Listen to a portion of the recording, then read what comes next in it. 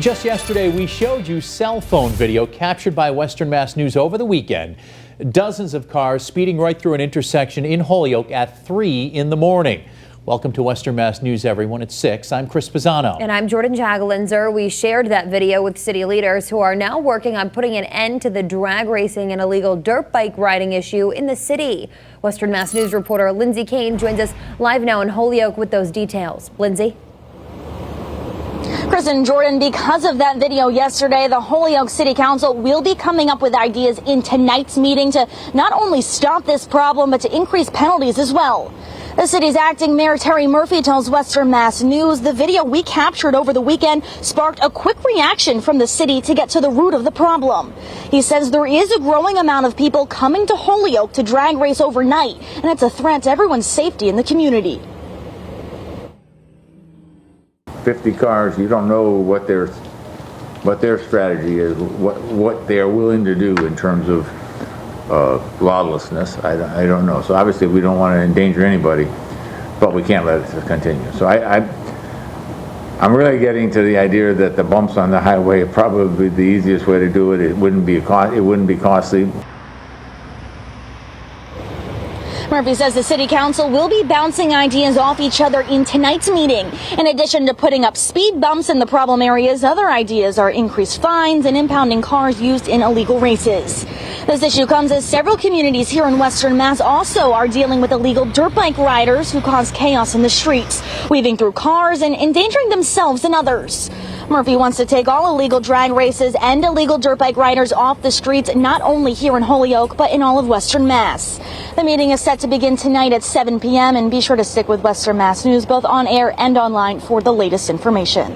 Live in Holyoke, Lindsay Kane, Western Mass News. Lindsay, thank you for that live report. A UMass Amherst professor has pleaded not guilty to charges of driving under the influence after Hadley police say she hit a stroller with her car in a parking lot. Prosecutors accuse her of testing over 3 times the legal alcohol limit at the scene, and now the mother of the child in the stroller is speaking out. Western Mass News reporter Audrey Russo joins us live with more. Audrey? The baby in that stroller was not injured Monday afternoon, but now the mother of that child is reaching out to us with a statement on what she says happened to her yesterday. Katie O'Neill tells us she's pregnant, and she says that she tried to scream in an attempt to get the driver to stop, and she called 911. She tells us in part, quote, at any moment she could have pressed the gas by accident and gone forward, pinning a pregnant woman and her 17-month-old child between their car. This comes as another mom in the community is speaking out about the incident.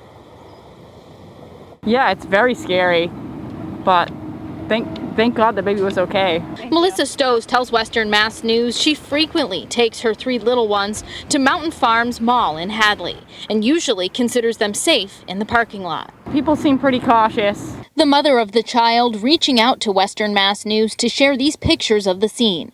The child, whose face we're concealing, was uninjured, but prosecutors in court Tuesday say police found Hope Donahue slumped over the wheel of a car that wasn't put in park and was still running. She did submit to the portable breath test, the result of which was a .27. More than 3 times the legal limit, police attempted to book her, but a prosecutor at her arraignment says officers were concerned about Hope Donahue's state. Due to her level of intoxication, she was ultimately evaluated by EMTs, later again booked by the police department. Hope Donahue pleaded not guilty at her arraignment in Eastern Hampshire District Court. She was released on her own recognizance and is permitted to go on 3 previously scheduled work trips. She's in the biomedical engineering department at UMass. Prosecutors say her record is clean, but asked she be monitored by a SCRAM unit, which measures for alcohol use. You are to remain alcohol-free, subject to a SCRAM unit, with the exception that the SCRAM unit requirements would not be in place for those 3 previously set visits out of state. Hope Donahue's next scheduled court appearance is June 8th. Live in Amherst, Audrey Russo for Western Mass News. Audrey, thanks for that live report. The Department of Public Health releasing today's COVID-19 data. The state's positivity rate over the past week sits at just a little more than 1%. The state also seeing 6 new deaths, sadly, due to the coronavirus, and so far, more than 47% of Massachusetts residents have been fully vaccinated. For a full look at those numbers, you can check out our free Western Mass News streaming app.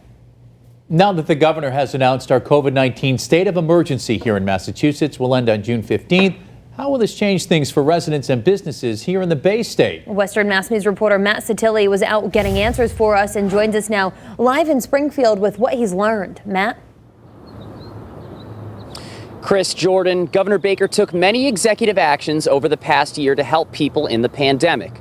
But with the state of emergency set to end next month, we wanted to know what else is coming to an end. Governor Charlie Baker is ending the COVID-19 state of emergency in Massachusetts on June 15th. Now, state legislators have some work to do. What we're going to really need to be doing over the next several weeks, moving up to that June 15th deadline, is really working on, what measures still need to stay in effect. State Senator Eric Lesser will be reviewing all of the governor's executive orders issued in the pandemic, involving things like virtual public meetings, telehealth services, restaurant relief, eviction protections, utility shutoff moratorium, and emergency room access.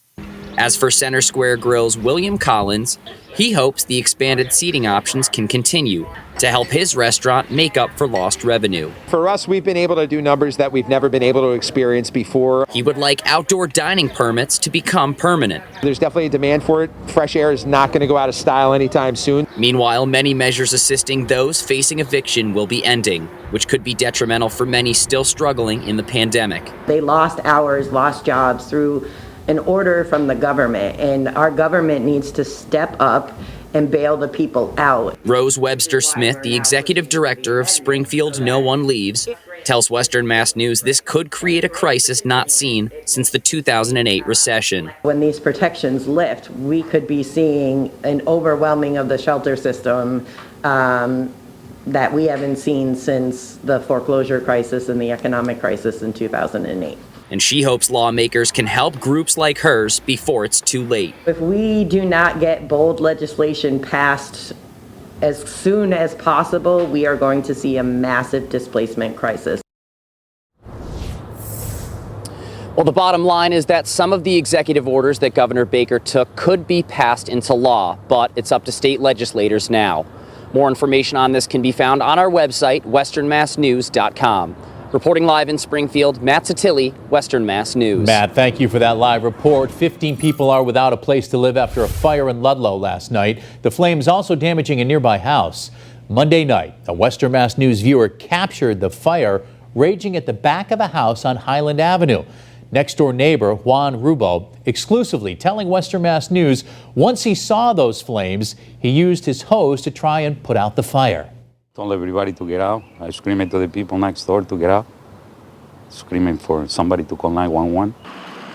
Ludlow fire officials were able to get the flames under control quickly, but the back of that house and its porch suffered serious damage. The fire also melted part of Rubo's garage.